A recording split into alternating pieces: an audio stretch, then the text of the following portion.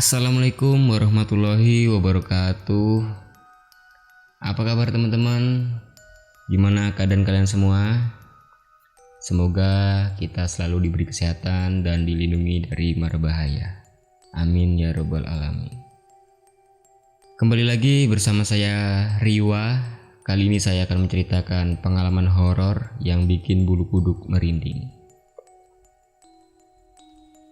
Pengalaman ini dialami oleh seorang teman dan ditulis kembali oleh akun yang bernama Bang Yudi, lalu dibagikan ke website atau blognya yang bernama yudibatang.com. Pengalaman horor ini sudah lama kejadiannya, namun masih menarik untuk diceritakan kembali. Pengalaman horor ini dialami oleh seorang teman yang berasal dari Bantul, Yogyakarta. Namanya Mas Tejo.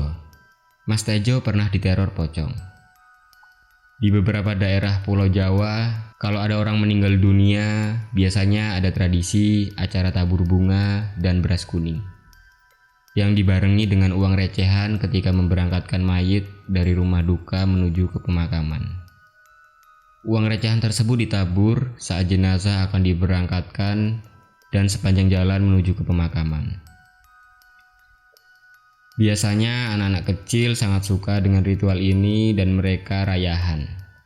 Atau dalam bahasa Indonesianya, berlomba mengambil uang recehan atau koin yang sengaja disebar di jalanan. Nah, dari acara tabur uang, beras, dan bunga itulah pengalaman horor di teror pocong Mas Tejo terjadi. Sebelum masuk ke ceritanya, mohon dukungan teman-teman untuk subscribe channel ini supaya lebih baik dan lebih maju ke depannya. Terima kasih. Oke, tanpa berlama-lama, begini cerita horornya.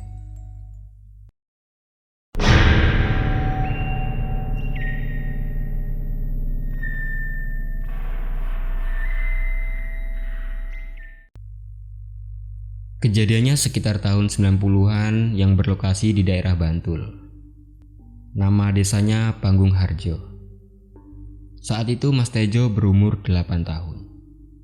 Ada salah satu tetangga Mas Tejo meninggal dunia. Almarhum adalah orang yang sudah tua alias kakek-kakek. Singkat cerita, setelah jenazah disolati, jenazah siap akan diberangkatkan menuju pemakaman. Nah, Mas Tejo ikut kakaknya yang kebagian memegang sawur, atau semacam wadah uang yang dicampur dengan sedikit beras kuning dan bunga-bunga. Saat jenazah diangkat dan menuju ke pemakaman, sepanjang jalan, kakak Mas Tejo menyebar bunga. Tetapi uang logamnya tidak ikutan ditabur, melainkan dimasukkan ke dalam saku celana Mas Tejo. Namanya anak kecil.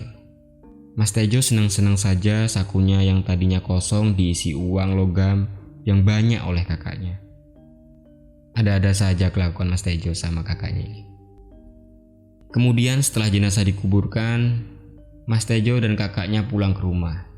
Sore harinya Mas Tejo membelanjakan uangnya untuk membeli tali senar dan layang-layang.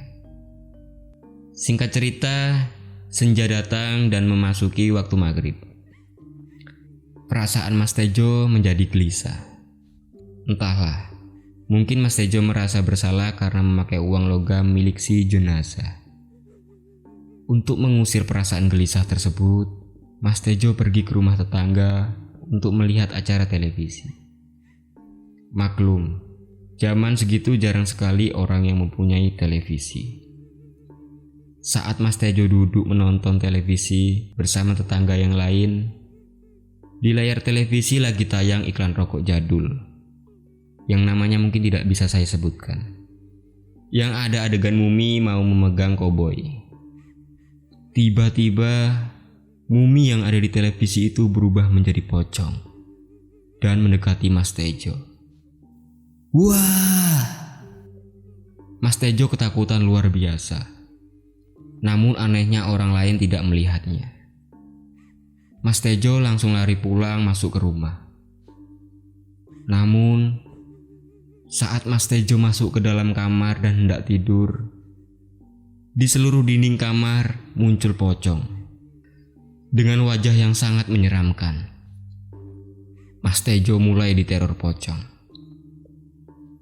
Mas Tejo teriak-teriak histeris. Pocong! "Pocong!" Orang rumah pada keluar dan masuk ke kamar Mas Tejo. "Ada apa, Jo?" "Ada pocong." Mas Tejo menjawab. Namun tak satu pun keluarga Mas Tejo melihat pocong. Saat Mas Tejo masih dalam ketakutan, di pojokan dinding kamar Mas Tejo muncul sosok yang Mas Tejo kenal.